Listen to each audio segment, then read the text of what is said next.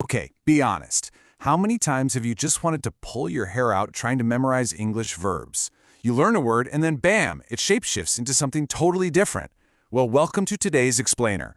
We're doing a structured, fast-paced masterclass to decode these verbs once and for all, turning all that confusion into pure clarity. Let's just dive right in. So, here's our game plan for today. First, we'll figure out why verbs actually change in the first place. Then, we'll break down verbs 1 and 2. After that, we're unlocking the secret of verb 3. And finally, I'll show you some really smart patterns to help you memorize them incredibly fast. Part 1. Why do verbs change?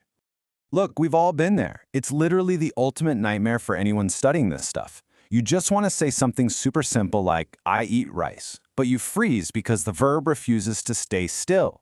Now, in a lot of other languages, the word for eat doesn't budge. Yesterday, today, tomorrow, it stays exactly the same. You just add a time marker. Easy, right? So why on earth does English have to make it so complicated? Well, guess what? Verbs aren't actually out to get you. There is one overarching rule that totally solves this whole mystery.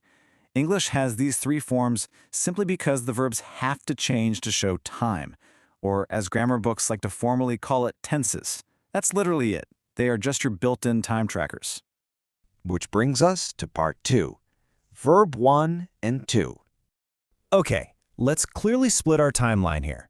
Think of verb 1 as your present form. It's the original, everyday dictionary word. You use this for your daily routines, stuff happening today, like I eat rice every day. Simple. Now, contrast that with verb 2. Verb 2 has one very specific job. Actions that started and completely finished in the past. Done deal. So for yesterday, eat transforms into I ate rice. Just remember to keep it simple. Verb 1 is your current routine, and verb 2 is yesterday's finished business. Moving to part 3, the secret of verb 3. Now, you're probably thinking the most logical question, if verb 2 already handles the past, why do we even need a verb 3? It's a fair question. Well, here is the absolute golden rule. Verb 3 never walks alone. Seriously, it's the ultimate team player. It absolutely hates being by itself and strictly requires a partner word to function. So what does it actually do on this team? It has 2 very specific jobs. Step 1 is forming the perfect tense. This is when verb 3 tags along right after have or has for completed actions that connect directly to right now. So if you say, I have eaten rice, it means the action is done, and the direct result is that your stomach is full at this very moment. Step 2 is the passive voice. This happens when the subject of your sentence is the one receiving the action, teaming up with the verb to be. Think of the rice as the main character of the story. The rice was eaten. Notice that? Verb 3 is never just flying solo. Part 4. Smart patterns to memorize fast. All right, here is the final hurdle of our masterclass, the actual memorization. It can definitely feel intimidating to learn all these transformations. But English verbs basically fall into 2 camps. First, you have the friendly regular verbs. These are a total breeze. You just slap an ed on the end.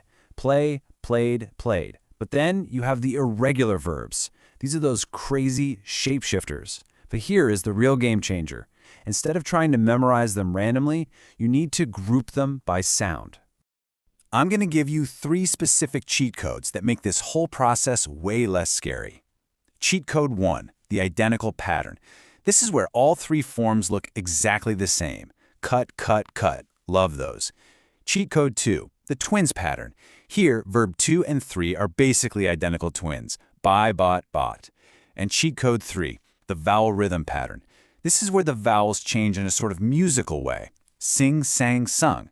See? When you cluster them into patterns by sound, the madness actually starts to make sense. Let's do a rapid-fire recap to wrap up our explainer today. You now have the exact tools to pick the right verb form without blindly guessing ever again. Remember, verb 1 is your present. Verb 2 is your completely finished past. And verb 3, that's your team player that pairs up with have, has, or be. Suddenly, these verb forms aren't so scary when you know their purpose and their patterns. So, I want to leave you with this provocative thought. Which of these verb patterns are you going to conquer first?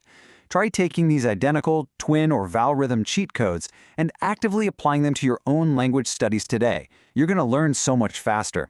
Thanks for hanging out with me for this explainer, and keep on learning.